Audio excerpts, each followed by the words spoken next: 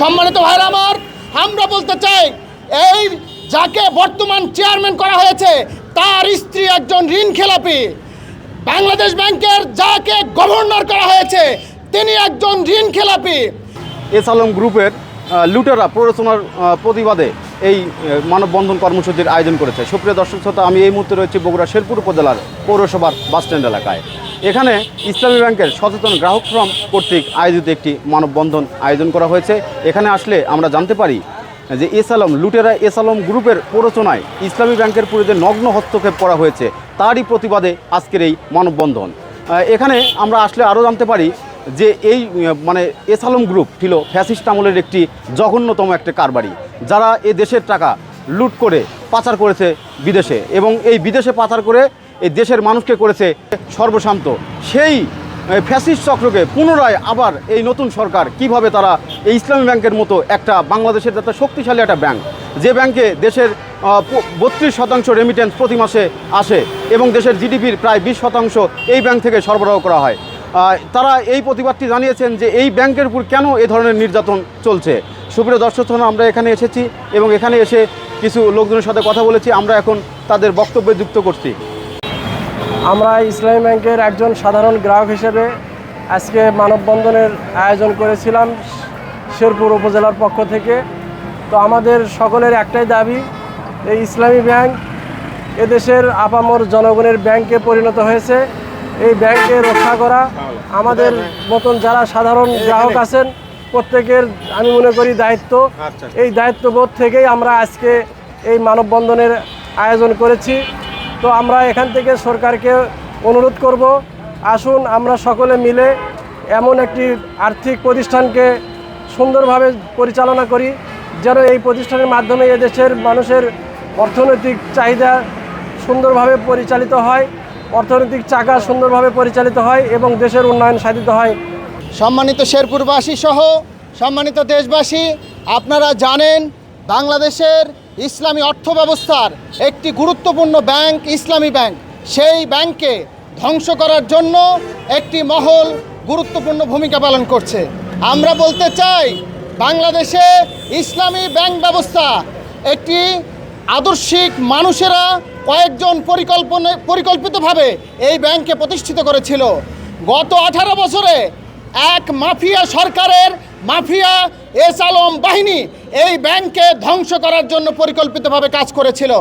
আমরা বলতে চাই, কোনো ডাকাতকে কোনো বাড়ির যদি পাহারাদার হিসাবে নিযুক্ত করা হয়, সেই বাড়ির কোনো সম্পদ যেমনিভাবে নিরাপদ থাকবে না, তেমনিভাবে কোনো মাফিয়াদেরকে যদি এই ব্যাংকের চেয়ারম্যান হিসাবে নিযুক্ত করা হয়, তারা কখনোই এই ব্যাংকের আমানত যথাযথভাবে রক্ষা করতে পারবে না।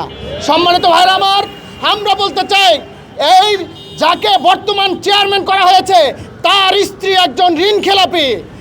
বাংলাদেশ ব্যাংকের যাকে গভর্নর করা হয়েছে তিনি একজন ঋণ খেলাপি।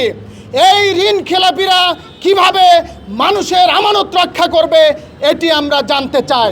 সম্মানিত ভাইরা, আমরা বলতে চাই বাংলাদেশের টাকা যারা গত 18 বছরে লুটপাট করেছে তাদেরকেই আবার পরিকল্পিতভাবে ব্যাংক ব্যবস্থায় দায়িত্ব দিয়ে দেশের অর্থনৈতিক ব্যবস্থাকে পঙ্গু করে দেওয়ার জন্য চেষ্টা চালাচ্ছে। আমরা বলতে চাই এই ধরনের কোনো কার্যক্রমে আমরা কখনোই সায় দেব না। বাংলাদেশের 3 কোটি গ্রাহক সহ বাংলাদেশের সকল জনগণকে সাথে নিয়ে যদি এই চেয়ারম্যান সহ সবাইকে অপসারণ করে এই ব্যাংকের যারা প্রতিষ্ঠাকালীন সদস্য ছিল তাদের হাতে ইসলামী ব্যাংককে হস্তান্তর করা না হয়, তাহলে বাংলাদেশের জনগণকে সাথে করে নিয়ে আমরা রাজপথে দুর্বার আন্দোলন গড়ে তুলব। ইসলামী ব্যাংক বাংলাদেশের অন্যতম একটা ব্যাংক। যখন এই ব্যাংকের উপরে মানুষের আস্থা চলে গিয়েছিল, মানুষ অজানা গন্তব্যের দিকে দৌড়াচ্ছিল, তখন এই দেশের কিছু মানুষ এই দেশের মানুষকে রাস্তা দেখিয়েছিল। রাস্তা দেখিয়ে তারা এই ব্যাংকে তৈরি করেছিল। এই ব্যাংকে সৃষ্টি থেকে শুরু করে নিয়ে ব্যাংকের পরিচালনা পর্ষদ, ব্যাংকের সমস্ত কার্যক্রম, গ্রাহক সেবার মান সমস্ত ব্যাংকের চেয়ে অন্যতম একটা ভূমিকা পালন করেছে, যার জন্য বাংলাদেশে সরকারি ব্যাংক থেকে শুরু করে নিয়ে বাংলাদেশে যত রকম ব্যাংক আছে এই সমস্ত ব্যাংকের চেয়ে অন্যতম ব্যাংক হিসেবে সারা বিশ্বে যার অবস্থান তৈরি হয়েছে। কিন্তু অত্যন্ত দুঃখের বিষয়, আপনি অল্প দিন হলো সরকার গঠন করলেন, সরকার গঠন করার সাথে সাথেই আপনার মাথায় কি ঢুকলো, ইসলামী ব্যাংকের উপর হস্তক্ষেপ করলেন। আপনার এই নগ্ন হস্তক্ষেপকে আমরা ঘৃণাভরে প্রত্যাখ্যান করছি।